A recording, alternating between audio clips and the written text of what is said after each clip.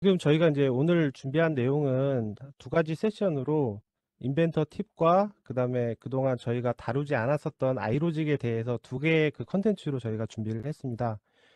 이 내용은 저희가 뭐 신기능이라고 해서 저희가 새로운 기능을 뭔가 이렇게 만든 뭐가 보여드리는 건 아니고, 그렇기 때문에 그 굉장히 난해하거나 아니면 어려운 내용이 전혀 아니기 때문에 현실적으로 여러분들이 들었을 때 바로 적용할 수 있는 부분, 그런 부분들 위주로 저희가 이제 쉽게 이해할 수 있도록 저희가 준비를 해봤습니다. 그래서 향후에는 요거에 대해서 더 그 자세한 내용이라든지 좀 심도 있는 그런 내용으로 더 다룰 수 있는 기회가 또 생겨났으면 싶고요. 자, 그러면 이제 본격적으로 이제 웨비나를 진행을 하도록 하겠습니다.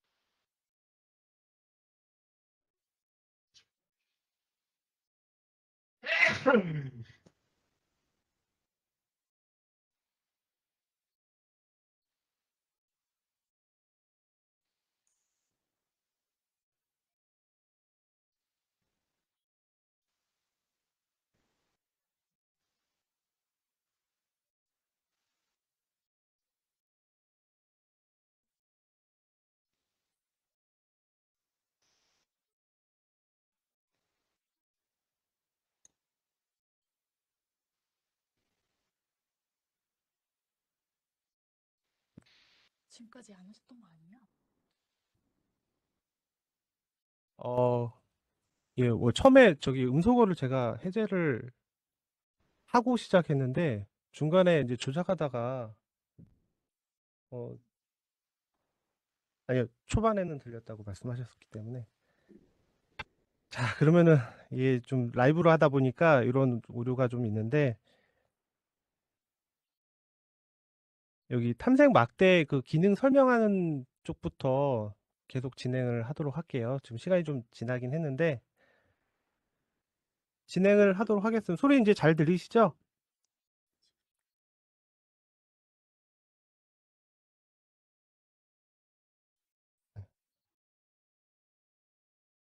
예, 이제 시작하겠습니다. 탐색 막대 구성에 대한 제안을 합니다.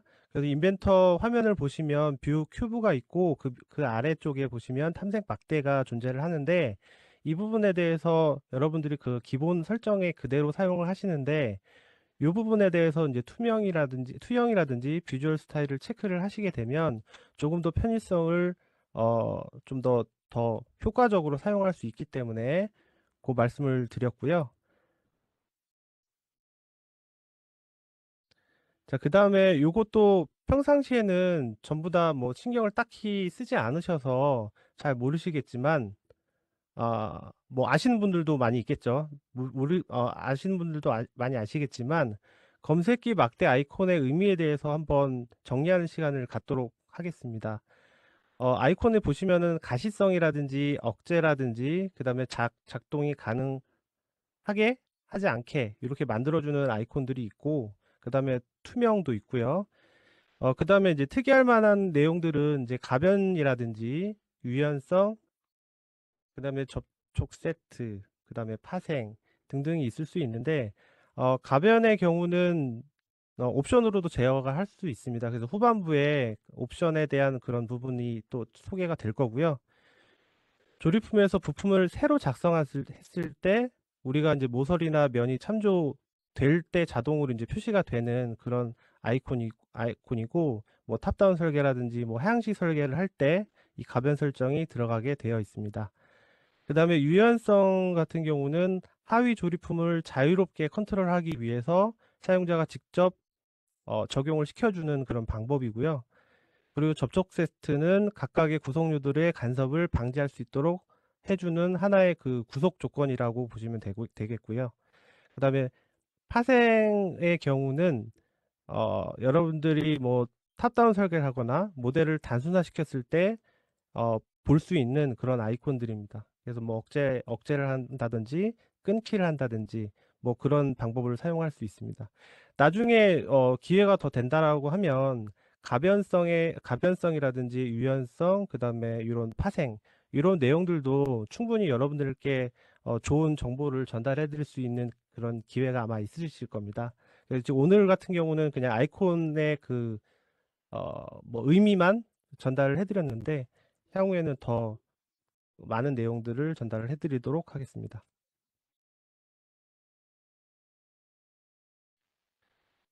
예, 원근 뷰에서 카메라 각도 조정 방법인데요.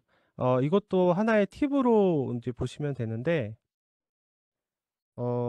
지금 화면의 가운데 이미지를 보시게 되면 직교로 봤을 때보다 특정 부분이 좀 확대가 돼서 이제 시각적으로 보이는 이미지가 볼 수가 있는데 이거는 이제 원근으로 변경을 했을 경우고요. 그 다음에 오른쪽 탐색 그 막대에서 줌이라고 하는 설정을 한 후에 그 다음에 쉬프트와 컨트롤을 이용해서 마우스 조작을 하시게 되면 특정 부분이 확대가 돼서 표현을 할 수 있다라는 얘기입니다. 이런 원근감 뷰를 뭐 발표 자료에 뭐 사용할 수도 있거나 뭐 이렇게 그 충분히 활용을 할 수가 있겠고요. 자, 이렇게 해서 이제 환경적인 부분에 대해서 말씀드렸고요. 그 다음에 스케치 작성에서의 활용 기술을 말씀을 드리겠습니다.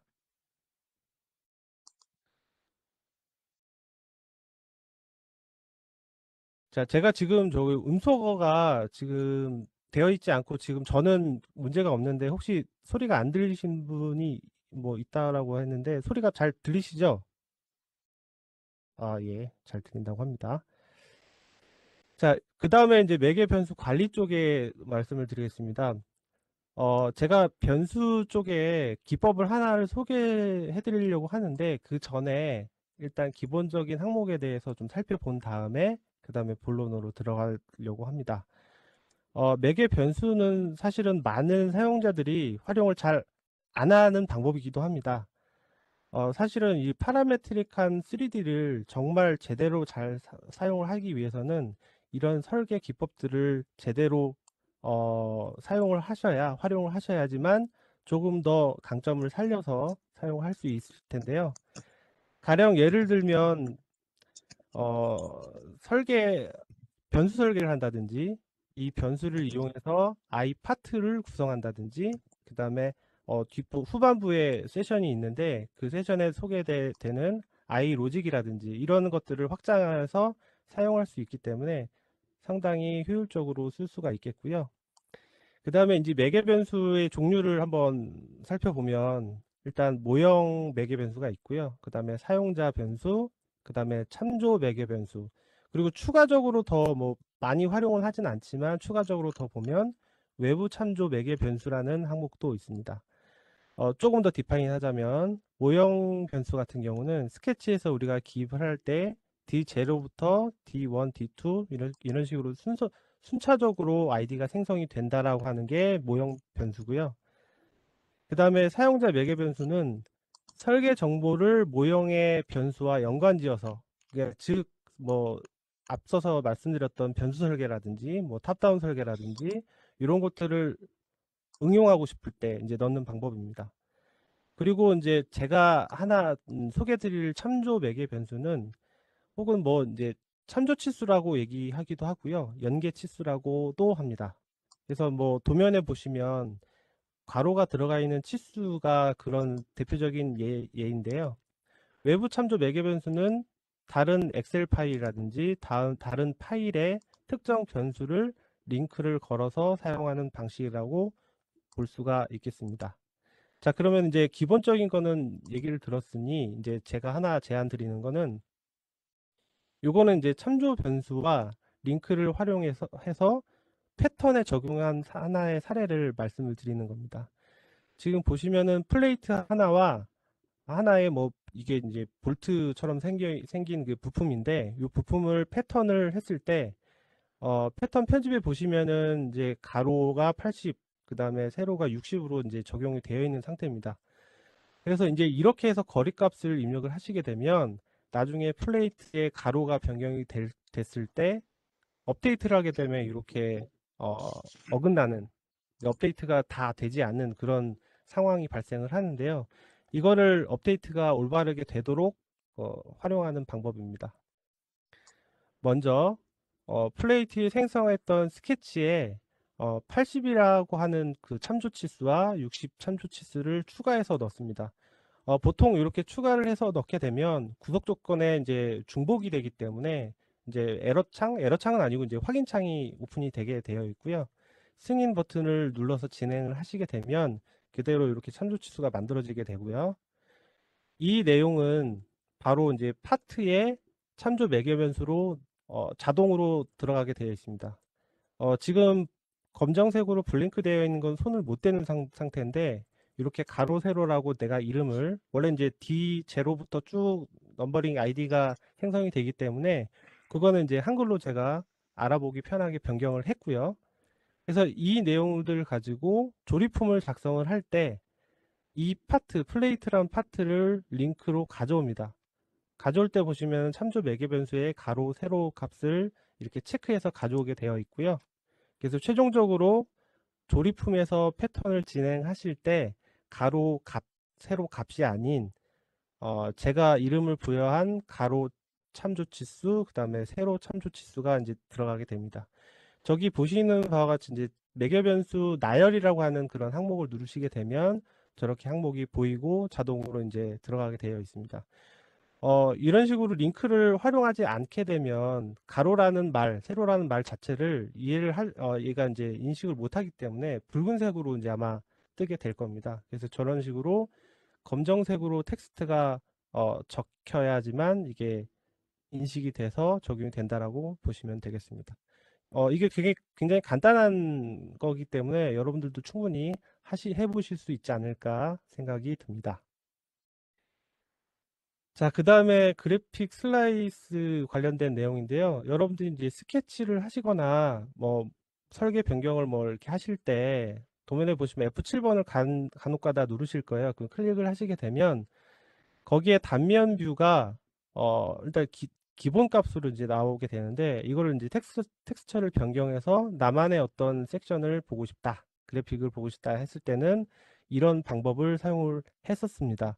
지금 보시면 굉장히 순서도 복잡하고 이 레지스트리까지 들어가는 것 자체가 이런 식으로 상당히 좀 복잡한데 제가 이제 2018, 2019까지는 아마 레지스트리를 건드려야 되는 그런 상황인데 최근에 보시면 업데이트가 된 부분이 있습니다. 보시는 바와 같이 2020 버전 이상의 버전에서는 응용 프로그램 옵션에서 이렇게 색상을 조정할 수 있게끔 변경이 되어 있습니다. 이것도 한번 해보시면 좋을 것 같고요. 그 다음에 예상치 못한 반사 이미지 제거 방법인데 여러분들 가끔씩 부품이나 이런 그 재질 값을 변경을 하실 때 반사의 환경이 들어갔을 때 간혹가다 오토바이 탄 아저씨를 이제 대면하게 되어 있는데 이렇게 뭔가 디폴트 값이 들어가 있는 게 좀 많았죠. 이런 것들을 지금 파킹롯이라고 하는 그런 이름을 쓰여졌는데 이걸 크롬으로 변경을 하시게 되면 요 이미지가 다 날아가서 그냥 반사, 오로지 그 반사에 대한 내용만 그대로 적용할 수 있다라는 내용입니다. 이것도 응용 프로그램 옵션에서 조정을 하시면 되는 부분입니다. 다음은 이제 부품 쪽으로 넘어가도록 하겠습니다. 자, 이것도 굉장히 좀 쉽게 볼 수 있는 내용인데 이미 오래전부터 이게 버전 업그레이드가 되면서 상당히 좀 기본적인 내용이긴 하지만 그래도 제가 한번 리마인드 시키는 차원에서 말씀을 드릴게요. 검색기에 보시면 각각의 피처에 어떻게 얘가 구성이 됐는지를 볼 수 있게끔 화면 표시 기본 설정을 바꾸셔서 만드실 수가 있겠습니다. 그래서 예전에는 좀 많이 오래전이긴 하지만 각각의 피처들이 어떻게 구성이 됐는지를 일일이 하나씩 들어가서 봐야 된다라고 하면 지금은 일일이 이렇게 편집을 진입을 하거나 하지 않아도 바로 검색기를 보고 판단을 하실 수가 있겠습니다. 자, 그 다음에 이것도 제 기억으로는 아마 2018 버전에 이제 새로 들어온 기능인데 상당히 좀 편리하고 굉장히 유용한 기능인데 아직까지도 모르시는 분들이 좀 있으신 것 같아서 정리를 드리는 겁니다.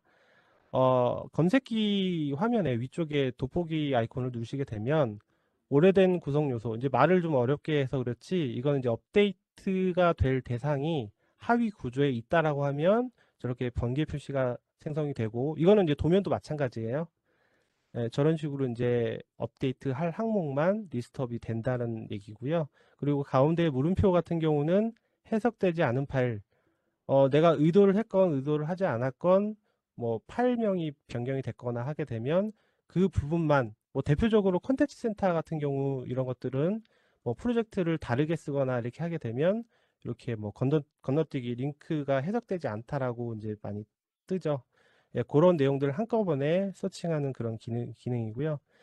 키워드 검색 같은 경우도 키워드를 파일명으로 찾거나 혹은 필드 값으로 직접 그 특성 값을 찾으실 수가 있습니다. 그 보시면은 그 해당 파트의 설계자는 저로 되어 있네요. 예, 이런 식으로 이제 검색도 아주 효과적으로 되게 간단하지만 되게 효과적으로 찾을 수 있는 방법이 있습니다. 자, 변수가 또 나왔네요. 오늘 변수 얘기를 상당히 좀 많이 하는 편인데 이 방법도 사실 되게 오래된 방법이긴 하지만 많이 활용을 안 했었던 방법입니다. 기준 치수가 하나 정해져 있는데 이 기준 치수 100이라고 하는 그런 이제 항목을 두 개의 항목의 이슈가 연관을 왔는데 어떤 취소된 피처의 게 왜 연관을 그러죠? 지어서 이 기준 치수가 변경함에 따라서 그 해당 피처가 어떻게 아, 변경이 그래요? 된다라는 두 개 것을 왔는데 두 개 다 취소된 제어를 거는 하는 맞나요? 5월 방법입니다. 14일자까지 자, 이거는 되는 제가 거. 오늘 준비한 거는 동영상도 있고 지금 37V80이. 실제 모델을 보여드려야 되는 것도 있긴 한데 오늘은 요거는 제가 네. 파일을 직접 보여드리도록 하겠습니다. 일단 보시는 바와 같이 형상 네. 제어라고 피처가 있고요. 여기 특성을 보시면 이유는 그 이름은 형상 그쪽 제어, 그 업체가 다음에 얘기를 하겠죠. 억제인데 많은 변수 중에 기준 치수라고 네, 하는 알겠습니다. 놈이 80이고요. 80 기준으로 적으면 이 억제가 실행이 된다라는 그 명령을 제가 준 거고요. 그 다음에 변수를 보시면 제가 알아보기 쉽도록 기준 치수라 이렇게 만들어 놨습니다. 그래서 이제 형상 제어라고 하는 거는 지금 보시는 모델에 장공 홀 있죠. 요 두 개가 이제 한꺼번에 제어가 될 거고요. 지금 제가 여기서 한 80을 입력을 하게 되면 모델은 변경이 되지만 형상은 아직 제어가 안 된 상태죠. 79라고 한번 넣어보겠습니다. 자, 그러면 모델 형상이 억제가 되면서 자동으로 이렇게 제어가 되는 것을 확인하실 수가 있습니다. 그래서 어떤 특정 기준치수 이상 넣게 되면 생성이 되고 억제가 풀어지고 억제가 되고 이런 그 제어를 하실 수 있는 그런 기법이라고 보시면 되겠습니다.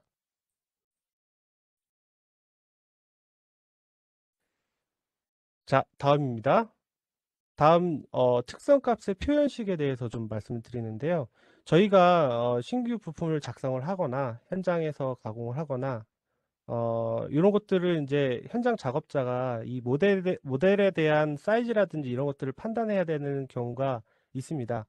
그래서 이런 것들을 판단해야 하기 때문에 이제 도면에 이런 사이즈를 표시를 하는 경우가 상당히 많죠. 그래서 이거를 당연히 그 도면에 이런 사이즈는 해당하는 모델의 특성값을 매핑을 한 상태이고요. 그래서 어떤 회사들은 이 방법을 해당 템플릿에 쓰여져서 해당 템플릿에 쓰기도 합니다. 방법은 모형 매개 변수에다가 내가 가로 세로 높이 뭐 회사마다 조금 다르실 수는 있어요. 근데 저는 이제 샘플로 가로 세로 높이를 넣고 값에다가 저렇게 기호를 수식을 넣게 되면은 매개 변수 아이콘이 자동으로 생성이 되면서 이거를 한꺼번에 넣으실 수가 있습니다. 그래서 이것들을 이제 활용하실 수도 있고요. 그 다음에 이거를 조금 더 활용을 더 하시게 되면 아이로직을 활용하실 수 있게 됩니다. 물론 아이로직은 이제 뒤에 나오는 그 세션에서 더 얘기는 하겠지만 제가 맛배기로 한번 보여드리도록 하겠습니다. 이것도 모델로 한번 보여드리도록 하겠습니다. 지금 부품 사이즈가 적용된 박스가 있고요. 자, 보시면은 자, 플레이트가 있고요. 지금 보시면은 제가 스케치에 대한 사이즈가 지금 가로가 100으로 돼 있죠. 요걸 제가 한번 줄여보도록 하겠습니다. 그다음에 업데이트를 진행을 하고 제가 아이로직에 이제 아이콘으로 이제 만들어 놓은 게 있는데 요 부품 사이즈 적용을 클릭을 하시게 되면 가로 높이 세로 값을 썼고요. 이 쓴 거는 사용자의 속성 값으로 확인이 가능합니다. 설계 변경이 다시 뭐 100이라든지 100 이상 늘리게 되면 자동으로 요 속성 값에 현재 상태를 그대로 매겨주는 이런 방법을 사용하시게 되면 조금 더 효율적으로 쓰지 않을까 합니다. 자, 그리고 이거는 이제 부품에서 얘기고요. 이제는 이제 도면 쪽에서 어떻게 사용을 할지 제가 이거 억제된 거 푼 다음에 한번 보여드릴게요. 자, 도면에 보시면은 지금 사이즈가 여기에 값이 쓰여져 있죠. 자, 이것도 아이로직으로 제가 만들어 놓은 게 있어요. 그래서 창을 띄워 놓은 상태에서 제가 요 지름값하고 그 다음에 어떤 특정 치수를 선택을 하시고 사이즈를 딱 누르시게 되면 지정됐다는 문구가 뜨고 사이즈가 이렇게 보이시죠. 첫 번째 찍은 거는 이제 파일 기호가 들어가서 이게 원통 형상이구나 라고 이제 알 수가 있고요. 그리고 가로 세로 높이가 있어요. 우리 회사는. 그러면은 총 3개의 치수를 한꺼번에 선택을 하시고 그 다음에 다시 사이즈를 누르시게 되면 그대로 사이즈가 내가 찍은 치수가 그대로 들어가게끔 그렇게 해놨습니다. 그래서 뭐 로직을 어떻게 쓰냐라고 하면은 또 다른 문제이긴 하지만 이제 로직을 한번 사용을 만들어 놓게 되면 이거는 누구든지 손쉽게 활용할 수 있기 때문에 상당히 도움이 많이 되실 거고요. 실제 저희 고객사 사례가 있습니다. 이런 것들을 이제 구현해 달라고 해서 저희가 배포한 사례가 있었습니다. 그래서 한번 보여드렸고요. 그 다음에 조립품으로 넘어가도록 하겠습니다. 좀 앞에 그 소리가 좀 잘 안 나오는 부분 때문에 조금 딜레이가 되는데 좀 신속하게 좀 할게요. 자, 구속 조건 적용 시 성능에 관련된 옵션인데요. 이게 조립품 응용 프로그램 옵션에 조립품 항목을 보시면 관계 중복 사용이라고 하는 항목이 있습니다.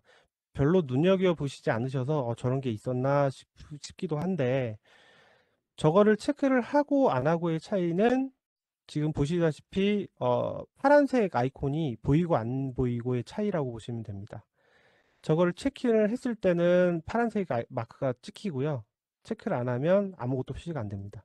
이게 정상적으로 중복이 됐는지 안 됐는지를 판단하기가 어렵겠죠. 그렇기 때문에 저런 관계 중복 사용을 체킹을 하시면은 이게 동일한 항목이 똑같이 들어갔구나, 이런 내용들을 파악하실 수가 있겠습니다. 그리고 여러분들이 구속 조건을 주다 보면 이런 중복되는 내용들 말고 정말 잘 안 되는 경우, 그러니까 예를 들어서 여러분들이 막 조립을 하다가 보면은 승인을 할 거냐 아니면 뭐 편집을 할 거냐, 그러니까 오류창처럼 이렇게 보일 때가 있습니다. 거기서 승인을 눌러서 진행을 하시게 되면 저렇게 노란색 느낌표 표시가 나오게 되죠. 그래서 보통 이제 사용자분들은 저거를 그대로 삭제를 해서 새로 주시는데, 그런 방법보다는 디자인 닥터라는 거를 통해서 저 창을 이용을 하시게 되면 그래도 이 디자인 닥터가 뭐 인공지능으로 자동으로 다 알아서 다 해주지는 않지만 그래도 이 에러를 해결할 수 있는 힌트나 이런 것들을 제공합니다. 그래서 사전에 분석을 해서 요거를 조립을 확실하게 해결할 수 있는 그런 통로로 이제 사용하시면 되기 때문에 이걸 적극적으로 사용해 주십사 해서 제가 정리를 해 놨고요. 자, 그 다음에 조립품 내 아까 앞전에 제가 설명드렸던 그 가변 설정에 관련된 내용인데요. 요거는 이제 컨트롤 키만 이제 알고 계시면 될 것 같습니다. 이게 보통의 구성 요소를 새로 만들어 가지고 추가를 해서 진행을 하시게 되면 내가 설계자가 의도하든 의도하지 않든지 간에 저 마크가 찍힐 때가 있습니다. 설계자가 의도를 했다면 오케이인데 설계자가 정말 의도하지 않고 이게 무슨 아이콘이야 이렇게 해서 진행을 했다라면 나중에 설계 변경을 할 때 상당히 뭐가 참조가 빠졌다 뭐 이런 에러를 많이 보일 거예요. 그래서 이거는 어 이것도 이제 옵션인데, 옵션에 교차 부품 형상 투영을 체킹을 하게 되면 가변이 생기기 때문에 요거를 회피하는 방법으로 컨트롤 누르면 옵션으로 제어하는 게 아니라 그때 그 상황에 맞게끔 회피하는 방법이라고 보시면 되겠습니다. 그리고 아래쪽은 반대로 체킹을 안 했을 때 나는 가변 설정을 주고 싶다, 그럴 때는 오히려 역으로 컨트롤 키 눌러서 선택을 하시게 되면 반대로 이제 가변 설정이 들어가게 돼 있죠. 그래서 이제 컨트롤 키만 기억을 하시게 되면 가변 설정을 회피하거나 쓰거나 이렇게 하실 수가 있게 됩니다. 자, 그 다음에 이것도 이제 옵션인데, 이게 보시면은 이제 모든 부품의 단면이라고 하는 항목이 있어서 이런 것들을 이제 제어를 하시게 되면 컨텐츠 센터라든지 이런 부분들을 빼고 단면을 섹션을 칠 수가 있습니다. 근데 이제 일반적으로 모델링된 부품을 단면 뷰에서 빼려고 한다면 많이 모르시더라고요. 요거는 이제 그 일반 문서 설정이 있습니다. 그러니까 응용 프로그램에서 찾기가 쉬운데 응용 프로그램이 아닌 문서 설정 항목에 보시면 모델링 탭이라는 게 있고요. 저기 항목을 체크를 해제하시게 되면 내가 그 해제한 부품에 대해서만 섹션이 치어지지 않고 저렇게 이미지처럼 화면에 보이시는 것처럼 그렇게 섹션을 빼고 섹션을 나눌 수가 있습니다. 자, 이거는 외부 데이터를 많이 받아들일 때 그럴 때 유용한 방법인데요. 컨트롤 F7번을 누르시게 되면은 이 해당하는 그 중립 파일이 내가 면이 몇 개고 모서리가 몇 개고 그 다음에 어떤 솔리드로 어떻게 되어 있고 이런 것들을 일종의 분석을 이제 하실 수가 있습니다. 인벤터 파일을 가지고 할 수가 있는데 그 인벤터 파일은 사실 의미가 없고요.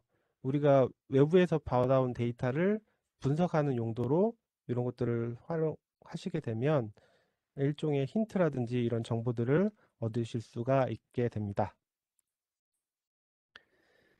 자, 제가 이제 사실 작년, 재작년 뭐 웨비나를 상당히 좀 많이 진행하는 편인데 그때 뭐 볼트 얘기도 하고 뭐 이렇게 얘기를 할 때 조립품 재사용에 대한 부분을 항상 언급을 많이 했었을 것 같습니다.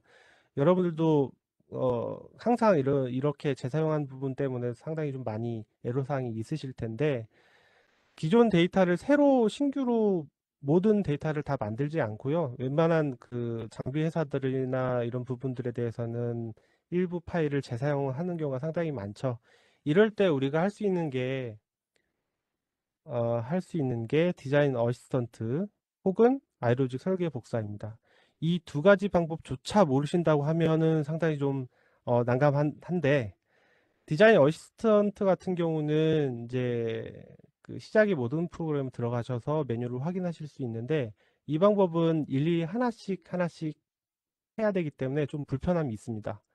그리고 아래 보이시는 아이로직 설계 복사도, 이것도 모르시는 분들이 상당히 좀 많으신데, 관리 탭인가요? 그 관리 탭 쪽에 있는데, 이 방법도 기존 데이터를 그대로 복사해주는 방법인데, 여기서는 머리말이라든지 꼬릿말 이런 것들 다 부여가 되고, 그 다음에 일반 문서도 서칭이 되고 하는데, 이제 문제가 내가 원하는 파일명 이런 것들을 변경할 수가 없습니다. 기능이 좀 제한이 있기 때문에, 이건 원래는 아이로직으로 작성된 것들을 뭐 한꺼번에 규칙을 삭제한다든지 이런 용도가 더 크기 때문에 설계 복사로 이제 활용하는 게 상당히 좀 어렵죠. 그래서 저희가 이제 제안 드리는 방법은 그 인벤터 카피 디자인이라고 하는 거를 저희가 자체적으로 개발한 그 유틸이 있습니다. 그래서 그것을 여러분들한테 이제 저희 고객사에 공급을 해서 잘 지금 활용을 하고 있고요. 제가 이거는 네, 동영상으로 준비를 해봤습니다. 그래서 샘플을 오픈을 하셔서 특정 어느 폴더에다가 가져다가 복사를 하겠다라고 이제 지정을 했고요. 그 다음에 상위 조립품의 파일명을 변경했고, 그 다음에 리플레이스 대체를 합니다. 그래서 어떤 키워드를 입력을 해서 그거를 내가 edenC로 교체를 하겠다. 그리고 도면 복사도 할 거고, 그 다음에 그 원래 원본에 있는 폴더도 유지하겠다. 그리고 이것도 대상 이름 일일이 하나씩 선택을 하셔서 썸네일을 봐가면서 해당 부품 파일명을 변경을 하실 수 있고요. 그 다음에 복사 버튼을 누르시게 되면 탐색기에 보이시는 것처럼 이렇게 그대로 도면하고 포함해서 같이 이렇게 복사가 됩니다. 그래서 파일명이나 부품 번호가 전부 다 변경이 됐고, 그 다음에 상위 조립품을 인벤터로 오픈을 하시게 되면 좌측 검색기를 한번 확인해 주세요. 그러면은 edenC라고 앞에 변경된 부분이 보입니다.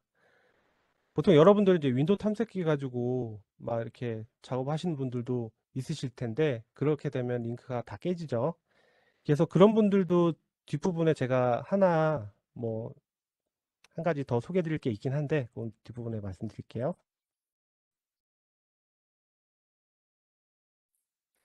자, 드로잉 활용 기술입니다. 자, 이것도 많이 아시는 분들이 많이 있으실 테지만, 그래도 이제 제가 준비한 내용이 이제 초심자 기준이기 때문에 이런 내용들도 같이 한번 곁들여서 넣어 봤습니다. 도면에 우리가 이제 축적을 표시를 할 때 총 두 가지 방법이 대표적으로 있고요. 뭐 프롬 폰트를 활용하시게 되면 내가 전체에 대한 축적을 쓸 수가 있겠고, 그 다음에 초기 뷰 축적을 따라가게끔 만들게 할 수도 있습니다. 혹시 우리 회사에서 사용하는 그 템플릿이 이런 것들이 적용이 안 돼 있다라고 하면 저희 쪽으로 문의를 주시면 되겠습니다. 그리고 단면 뷰 작성 시, 이건 이제 인벤터 도면 쪽입니다. 여기 보시면은 섹션을 나눌 때 위에 거리와 아래 거리가 다른 경우가 있죠. 자, 이걸 여러분들이 그냥 놔두시나요? 대충 눈짐작으로 하시나요? 이렇게 하지 마시고 이제 편집을 이용하시게 되면 거기에다가 치수를 기입해서 위아래 치수를 맞춰주고 정확하게 일치시키는 방법이 있습니다. 그래서 이 방법을 사용하시게 되면 위에와 아래가 길이가 딱 일치가 되게 만들 수 있다 라고 하는 내용이 있고요. 자, 그리고 이것도 실제 사례인데요. 고객사에서 우리 회사에 CI가 좀 바뀌어서 아이콘을 우리가 넣게 돼 있습니다. 위에 보시면은 한글로 edenC가 돼 있는데 이제 CI가 바뀌었죠. 그래서 그 부분만 바꾸려고 하는데 도면이 너무 많다. 자, 그러면 이 수십 개 되는 도면을 일일이 열어서 작업하는 건 말이 안 되죠. 그렇기 때문에 도면 자원 전송 마법사를 활용하시게 되면 이렇게 한꺼번에 작업을 하실 수 있습니다. 좌측에 그 이미지를 보시게 되면 제목 블록이라든지 기호 이런 것들도 그대로 옮겨갈 수가 있습니다. 그래서 한꺼번에 작업이 가능하니까요. 이 방법도 고민이신 분들은 한번 해보시면 될 것 같습니다. 자, 이거는 오토캐드의 속성 일치와 유사한 특성 복사라는 방법이 있습니다. 그래서 뭐 사이즈가 다르거나 그 다음에 해당하는 폰트가 다르거나 이런 것들을 그대로 붙여넣기 해서 만드실 수가 있습니다. 뭐 뒤에 그 뭐 공차 뭐 이런 부분들 스타일이 다르면 그대로 복사할 수 있다. 오토캐드에 똑같은 동일한 기능이 있죠. 이것도 인벤터에서도 그대로 활용하시면 되겠습니다. 제가 앞서서 살짝 말씀드렸는데 부품 번호를 그냥 윈도우 탐색기 가지고 그냥 변경하는 케이스가 있죠. 이것도 살짝 제가 한번 짚고 넘어갈 텐데요. 이 보시는 바와 같이 제가 테스트라고 윈도우 탐색기로 이제 이름을 바꿨어요.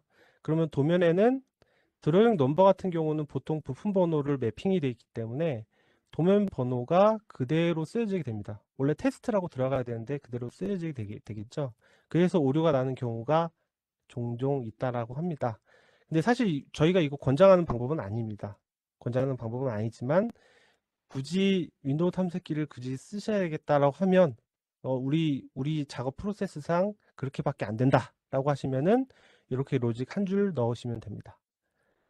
로직을 넣으셔서 로직을 이벤트 트리거로 명령을 내가 이 문서를 파일명을 변경을 하고 그 해당 부품을 오픈을 할 때 열면서 이 명령이 쓰여집니다.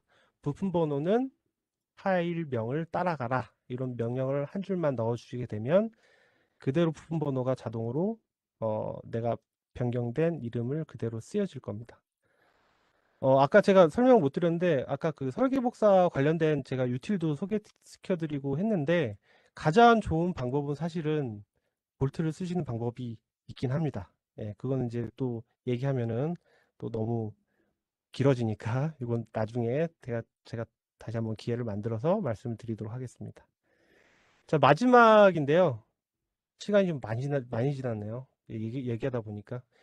본래 정상적으로 했으면 제가 시간을 어느 정도 이제 마무리를 해야 되겠다 이렇게 진행을 하는데 지금 앞에 그렇게 꼬여버려서 사실 지금 시간 개념이 좀 없네요.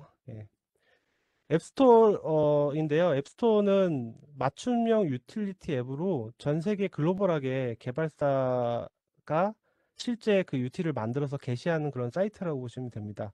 인벤터를 굉장히 오랫동안 사용하셨던 분들은 랩스 사이트라든지 익스체인지 이런 사이트들도 많이 아마 보셨을 텐데요. 그게 지금 현재의 앱스토어로 되어 있다고 보시면 됩니다. 여러분들 인벤터 지금 띄워져 있으면 오른쪽 상단에 보시면 카트 아이콘 있어요. 그거 한번 눌러 보시죠. 그러면은 앱스토어 이 사이트가 그대로 오픈이 되는데요. 여기에서는 뭐 구독을 해야만 받을 수 있는 거, 그 다음에 무료로 프리웨어로 이렇게 하는 거, 이런 것들이 다양하게 있는데, 제가 이거 하나만 가지고도 이제 오프라인으로 따로 세미나를 진행을 했지만, 여기에서는 이제 그 내용을 다 담을 수는 없고요. 제가 대표적으로 총 3가지만 짧게, 빨리빨리, 그래도 이슈가 좀 있었던 거, 그리고 많이 문의가 있었던 거, 그 3가지만 딱 정리를 할게요. 먼저 드로잉 포터라고 하는 방법인데요. 이거는 이제 영상을 보여드리면서 설명드릴게요. 조립품을 오픈을 하셔가지고 그 조립품에 대한 그 도면이 링크가 되어 있는 도면들이 그대로 한꺼번에 로드가 됩니다. 그대로 걸리고 그래서 그거를 이제 실행을 했을 때 이 드로잉들이 전체적으로 한꺼번에 PDF를 일괄적으로 변화를 해주는 방법입니다. 이 간혹가다 저희도 이제 기술 지원을 하다 보면 한 번 해주는 거 없습니까? 라고 이제 질문을 많이 받는데 드로잉 포터가 굉장히 많이 활용이 되고 이제 지원을 저희가 많이 하는 편입니다.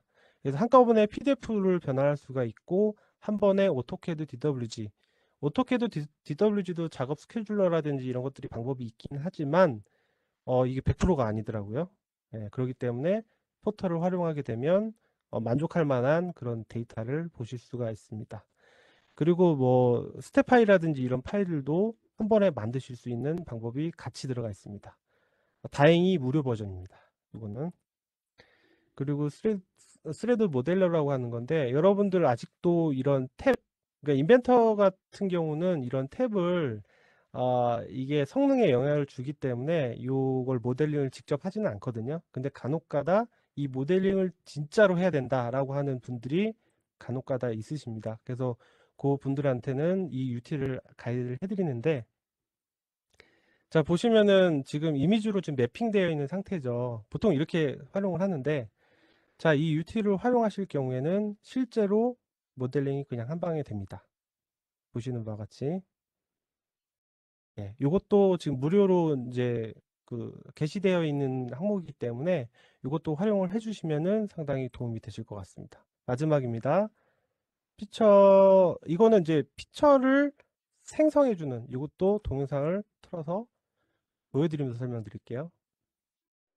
자, 지금 외부 데이터를 오픈하게 되면 보통 피처가 하나죠. 그래서 그 피처가 히스토리가 없는 그 모델을 가지고 피처를 자동으로 생성해서 만들어주는 방법입니다.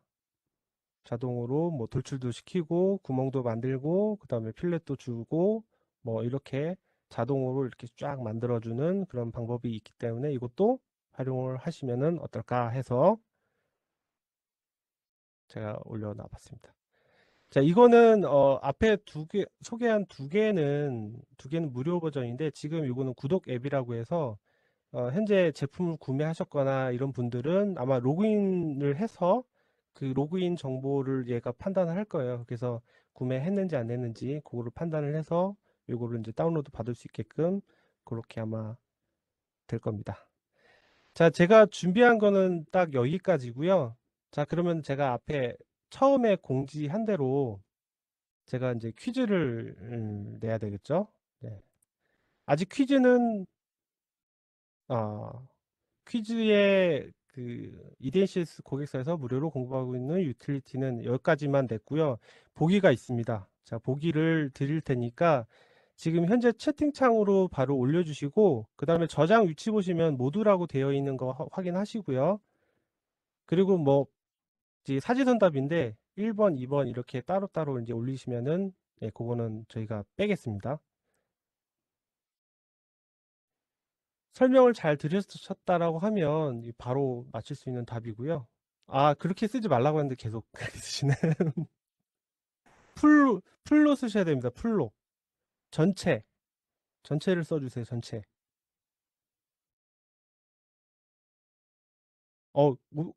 예, 정답 나왔고요. 이거 되게 틀리신 분도 상당히 많네요. 의외로. 예, 정답은 3번이었고요. 네, 3번 쓰신 분을 이제 제가 확인을 했거든요. 눈으로. 예, 별도로 연락드려서 저희가 이제, 네, 쿠폰을 전달을 해드리도록 하겠습니다. 일단 제 순서는 여기까지고요. 시간이 되게 많이 지났는데 다음 세션 이어가도록 하겠고, 그 다음에 마무리 시간에 제가 잠깐 다시 한번 보도록 하겠습니다. 잠시만 대기해 주세요.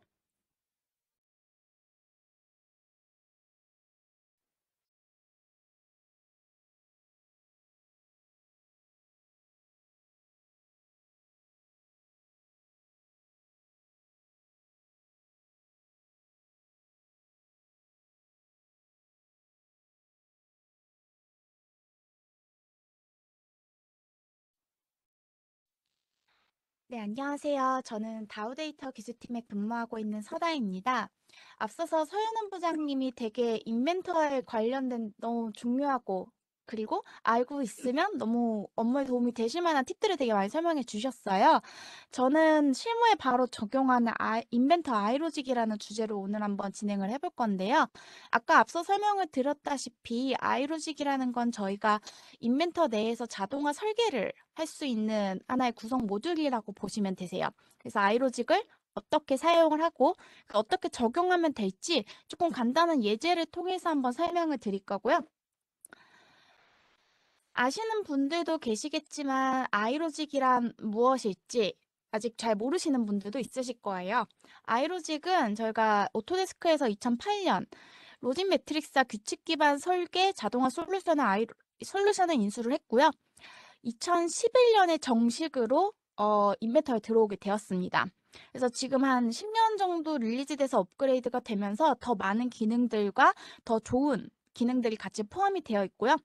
제조업을 대상으로 좀 더 편리하고 조작과 운용을 가능하게 하는 규칙 기반 설계랑 자동화 기술을 도입하고 원하는 디자인을 초기화 설계하고 시각화 그리고 시뮬레이션 할 수 있도록 지원하는 디지털 프로토타이핑 솔루션을 강화할 수 있게 되었습니다.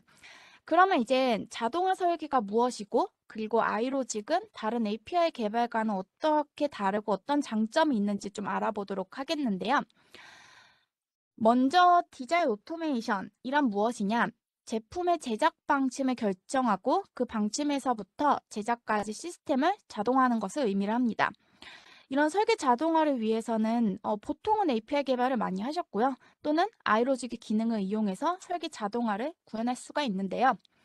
API를 이용하는 방법 중 개발자가 API를 이용하는 방법의 경우는 개발자가 프로그래밍 언어로 자동화를 개발하거나 혹은 설계자가 그 원하는 기능을 구현해 주는 것을 의미를 합니다. 그렇기 때문에 API를 이용해서 개발을 하게 되면 그에 대한 개발 범위가 딱히 정해져 있지가 않아요.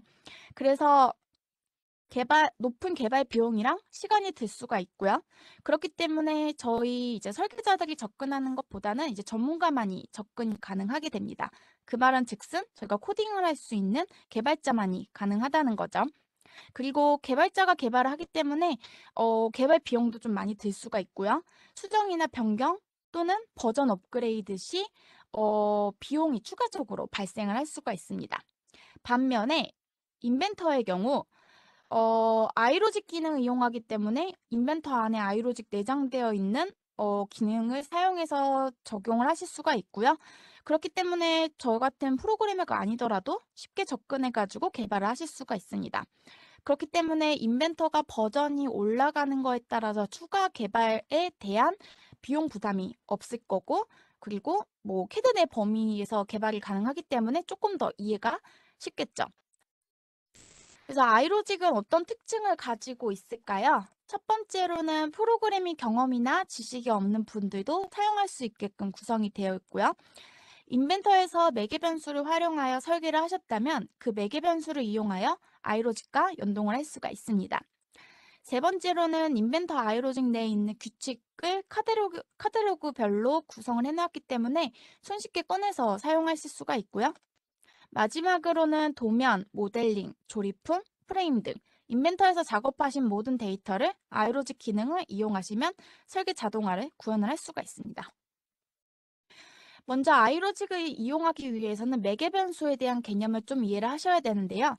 인벤터에서는 스케치나 피처 또는 조립품, 구속 조건에도 매개 변수를 자동으로 정의를 하게 됩니다. 그렇기 때문에 저희가 지금 이러한 작은 박스 형태를 작성을 하더라도 치수나 돌출의 두께 등에도 모두 이렇게 매개 변수가 자동으로 정의가 되게 되는데요. 매개 변수 유형에는 크게 세 가지가 있습니다. 모형 매개 변수, 그리고 사용자 매개 변수, 그리고 링크된 매개 변수 이렇게 세 가지가 있고요. 지금 보여지는 모형 매개 변수 같은 경우에는 가장 기본적인 매개 변수로 스케치 치수 또는 기타 측정을 하거나 조립품 구속 조건을 추가하거나 피처를 작성할 때 자동으로 작성이 됩니다. 이런 매개 변수는 왼쪽에 보시는 것과 같이 D0, D1, D2 이런 뭐 같은 이름이 순차적으로 지정이 되고 만약에 이름을 저희가 조금 인식이 쉬운 걸로 바꾸면 모형 매개 변수에서도 좀 더 다양한 값들로 조정을 하실 수가 있겠죠. 그러면 매개 변수를 어떻게 이용해서 아이로직을 사용하는지 인벤터 환경에서 한번 살펴보도록 하겠습니다.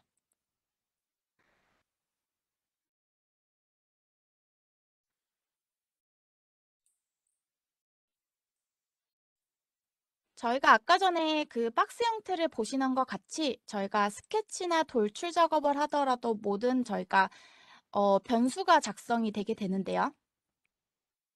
제가 사각형 스케치를 한번 그려보고 거기에 맞춰져 있는 치수를 한번 작성해 보도록 하겠습니다. 처음에는 이제 가로라는 변수를 줄 거고요. 가로는 한 100 정도로 입력을 하고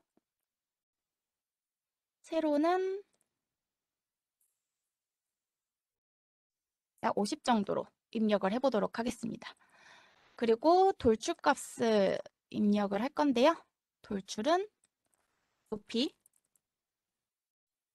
20 정도로 입력을 하고 확인을 누르겠습니다. 이렇게 작성된 피처는 좀 보기 쉽게 스케치에 가시성을 키고요.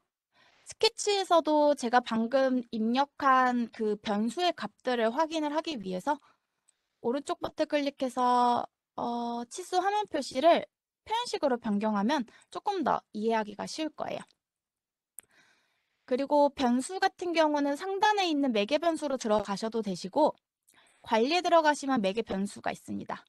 이런 변수들을 저희가 단위의 방정식을 변경함으로는 인해 가지고 저희가 여러 가지 객체들의 사이즈를 조정하거나 수정하실 수가 있고요. 이러한 방정식들은 그런 입력을 통해서도 변경이 가능하지만 오른쪽 버튼을 클릭해서 다중값 만들기를 통해서 이미 정해져 있는 치수값들을 입력을 해주실 수도 있어요. 예를 들어서 가로 같은 경우에는 선 100, 150, 200 정도의 크기로만 사용을 한다 라고 추가를 해주시면 그 외의 값들은 더 이상 적용이 되지 않게끔 사용자들에게 손쉽게 치수를 변경할 수 있는 옵션도 주어질 수가 있겠죠. 그 외에도 제가 아까 말씀드렸다시피 모형 매개 변수, 그리고 사용자 매개 변수, 그리고 한 가지 더 참거지 추가라는 매개 변수가 추가로 되게 있는데 그 매개 변수를 이용을 해가지고 한 브라켓을 하나 작성을 해보도록 할게요. 지금 제가 간단하게 모델링을 하나 작성을 해놨는데 보시는 것 같이 관리에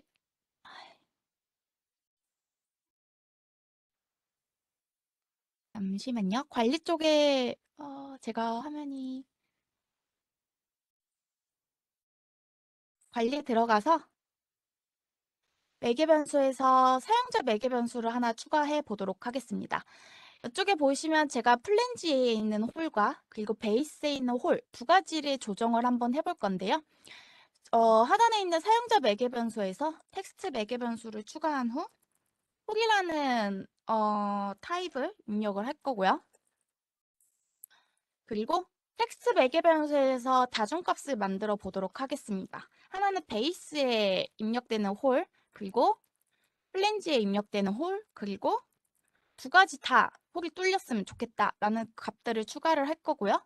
확인을 누릅니다.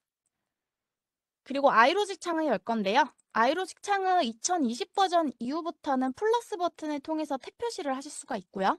만약에 2020 버전 이하를 사용하신다면 뷰에서 사용자 인터페이스 그리고 아이로직을 체크해 주시면 아이로직 탭을 오픈하실 수가 있습니다. 규칙의 경우는 저희가 기본적으로 이렇게 작용을 하겠다 하는 if 구문이라든지 여러 가지 규칙을 넣을 수 있는 항목이라고 보시면 되세요.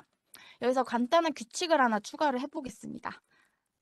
홀 룰이라고 되어 있는 규칙을 하나 넣을 거고요. 규칙창이 조금은 생소하실 수도 있지만 잘 따라 보시면 여러 가지 왼쪽에 조각이라든지 필요한 옵션들을 다 제공을 하고 있습니다. 규칙에서 처음 배우실 때 가장 처음 시작하는 구문은 if 구문이라고 할 수 있는데요. 그래서 가장 위쪽에 보시면 if, then, and if라고 해가지고 구문을 사용할 수 있게끔 띄어져 있어요. if라는 거는 제가 어떤 조건을 주어졌을 때 이런 값들을 낼 수 있겠다라는 것들을 의미를 하고 제가 아까 전에 만들어놨던 매개 변수에서 홀 타입이라고 했던 매개 변수 있잖아요. 현대상자 캡처에서 보시면 멀티플 타입 실렉트를 해가지고 제가 가지고 있는 필요 없는 부분 지워주시고 홀에 대한 타입이 베이스에 있을 때라는 것을 의미를 합니다. 그랬을 때 제가 나타낼 수 싶은 피처를 선택을 하면요. 베이스에 대한 피처 구멍을 낼 거기 때문에 현재상태 캡처 클릭해서 피처 is active 베이스가 true고요. 이거 똑같이 복사를 해서 이번에는 플랜지라고 되어 있는 것들은 true가 아닌 false로 바꿔줍니다. 그 다음에는 이제 저희가 베이스가 아닌 아까 전에 플랜지와 그 보스도 같이 입력을 해줘야겠죠. 그 다음에는 else if로 넘어가시면 되는데요. 여기 중간에 지어주시고 홀의 타입이 베이스가 아니고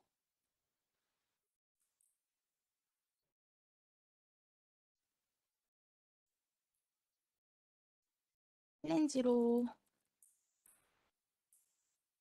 넘어가 주시고 이쪽에 있는 피처의 개수를 true랑 false만 바꿔주시면 되겠죠. false와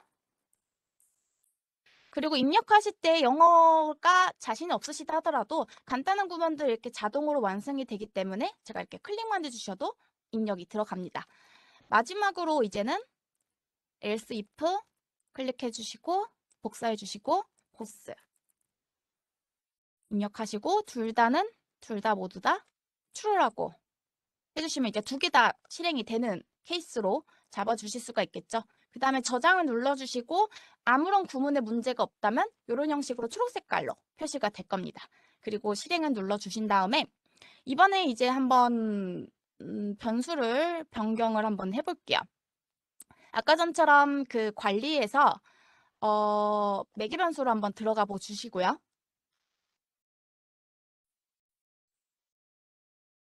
관리에서 매개 변수를 들어가 주시고 아까 텍스트 매개 변수로 변경을 해놨던 부분을 베이스, 보스, 그리고 플랜지 그에 맞춰가지고 저희가 피처들이 이제 다 변경이 되는 것을 보실 수가 있기 때문에 저희가 어떠한 형상을 보여주고 싶거나 또는 어떠한 형상을 조정하고 싶을 때 if 구문을 통해서 손쉽게 작성을 하실 수가 있으세요. 그리고 제가 간단하게 제가 메테리얼이라 해가지고 이런 형식의 이제 저희 가지고 있는 재질을 한번 입력을 해봤는데 재질 같은 경우도 저희가 주로 사용하는 재질이 있다면 규칙 추가를 통해서 프로퍼티스의 재질 값과 그리고 저희가 만들어 놓은 텍스트 매개 변수에 대한 사용자 매개 변수 값을 지정을 해주신다면 이쪽에 왼쪽에 보시면 프로퍼티스에 재질이 있을 거예요. 여기 있는 조각을 더블 클릭해서 여기다 붙여 넣으시고 제가 가지고 있는 아까 전에 사용자 매개 변수 있잖아요. 메테리얼이라고 입력이 되어 있는 거를 캡처하셔가지고 메테리얼만 입력을 해주시거나 캡처를 해주셔서 지금 가지고 있는 재질에 대한 속성 값과 제가 가지고 있는 사용자 값이 일치하다라고만 실행해 주신다면 재질을 텍스트 매개 변수로만 입력을 했지만 저 텍스트 매개 변수가 가지는 값들을 재질 프로퍼티에서 가져오기 때문에 이런 형식으로 몇몇 가지 타입의 재질로도 변경하실 수 있게끔 적용을 하실 수가 있습니다. 이렇게 적용된 파트들은 키값을 입력해 주게 되면 조립품에서 불러들어올 때 그런 매개 변수를 사용을 하실 수가 있는데요. 여기 조립 환경에서 보통은 저희가 배치를 사용하거나 컨텐츠 센터 배치를 사용하지만 아이로직 구성 요소 배치를 클릭한 다음에 제가 방금 만들어 놓은 브라켓을 열기 클릭하시면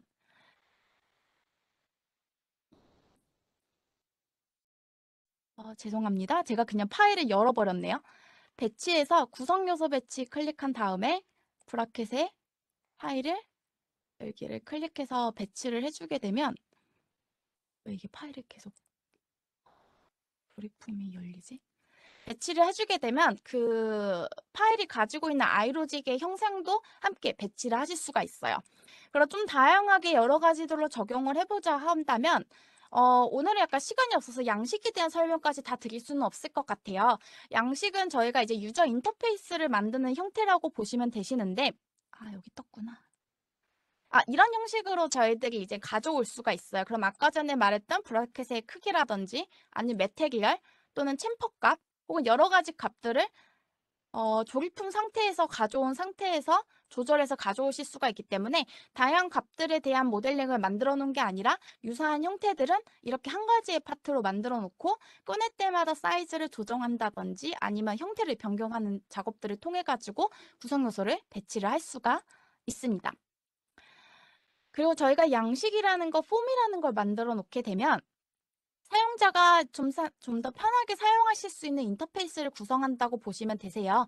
그러면 제가 만들어 놓은 핸드레일 길이를 유저 폼을 통해서 뭐 사이즈를 변경을 한다든지 핸드레일 색상을 변경을 한다든지 혹시 레일의 개수를 좀 더 늘리고 싶다면 이런 형식의 레일의 개수를 슬라이더로 변경을 하시거나 높이 같은 경우도 한 번에 변경이 되기 때문에 입력을 해서 사이즈를 조정을 하실 수 있는 조금 더 편한 방법을 적용하거나 프로포티스 같은 경우에도 폰 값으로 넘어와서 저희가 좀 더 쉽게 속성 값들을 키인할 수 있는 방법을 사용을 하실 수도 있습니다.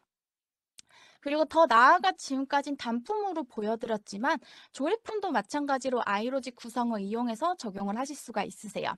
이렇게 좀 복잡해 보이는 아이로직 형상들도 조정을 해 놓으시면 예를 들어서 길이의 조정이라든지 펜스의 포지션을 저희가 슬라이더로 조정하는 거를 바로 보실 수가 있으시고 또는 저희가 그 앞에 되어 있는 부분의 조정이라든지 아니면 헤비나 라이트 타입, 바퀴 타입도 변경하실 수가 있고요.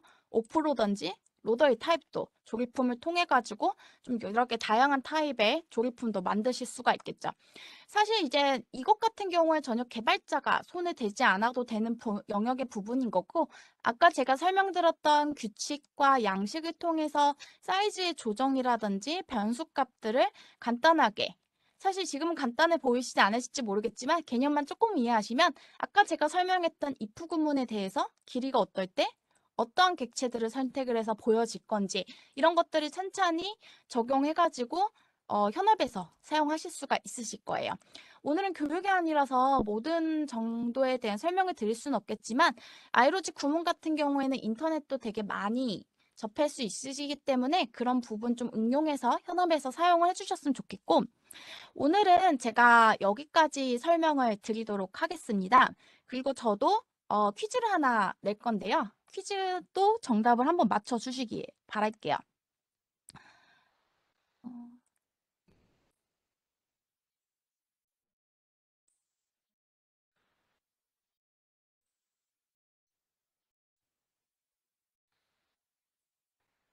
잠깐만요.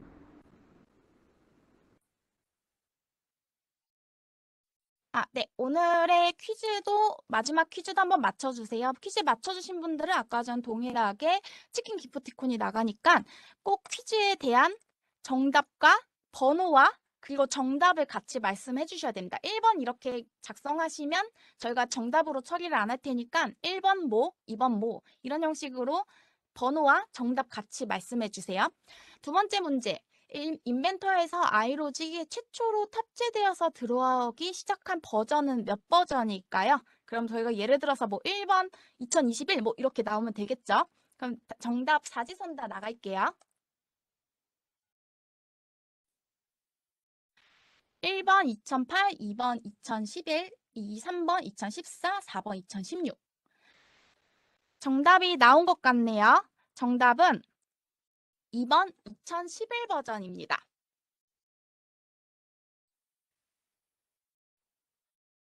예, 제가 다시 돌아왔습니다.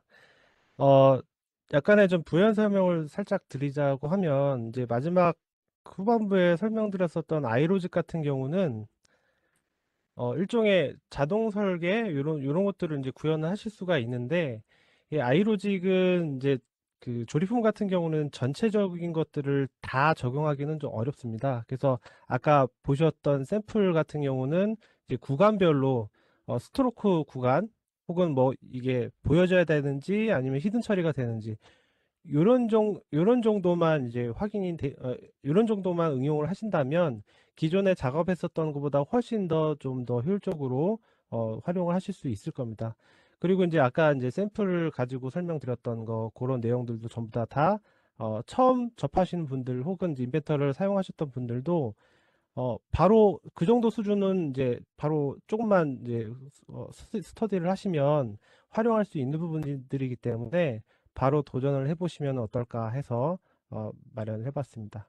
앞서서 말씀드렸던 바와 같이 요거에 대해서 좀 더 깊이 있는 그런 웨비나를 저희도 이제 진행을 할지 말지를 이제 내부적으로 협의를 해서 진행을 할 텐데 지금 설문지가 다 이미 나갔습니다. 설문지에 보시면은 그 후반부에 그 자유롭게 기재하는 공간, 그 다음에 어떤 내용으로 할지에 대해서 다 이렇게 이미 설문지를 작성하신 분도 계시고, 아직 하지 않으셨다면 그 부분들을 좀 더 의견을 주셔서 저희가 향후 웨비나에 반영을 할 수 있도록 그렇게 했으면은 좋겠습니다.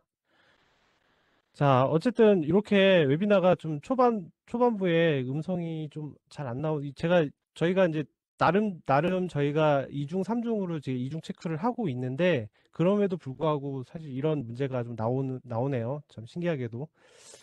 예, 그런 부분들은 앞으로 저희가 좀 주의를 하겠고요. 다시 한번 체크해서 다음 웨비나 때는 문제가 없도록 그렇게 진행을 하도록 하겠습니다. 자, 이렇게 해서 저희가 이제 마무리를 하려고 하는데요. 일단은 이제 궁금하신 내용이 있거나 그런 내용들은 이제 저희 이대인 씨, 저라든지 아니면은 이쪽 저희 쪽 회사로 문의를 하시던지 아니면은 뭐 저희 쪽 메일이 있으니까 메일로 문의를 하시게 되면은 저희가 그 관련된 내용에 대해서 답변을 드리도록 하겠습니다. 좀 오랜 시간, 좀 시간이 좀 오버가 되긴 했는데 귀하신 시간 내주셔서 정말 감사드리고요. 다음 웨비나 할 때도 다시 한번 뵐 수 있도록 그렇게 기원하도록 하겠습니다. 수고 많이 하셨습니다. 감사합니다.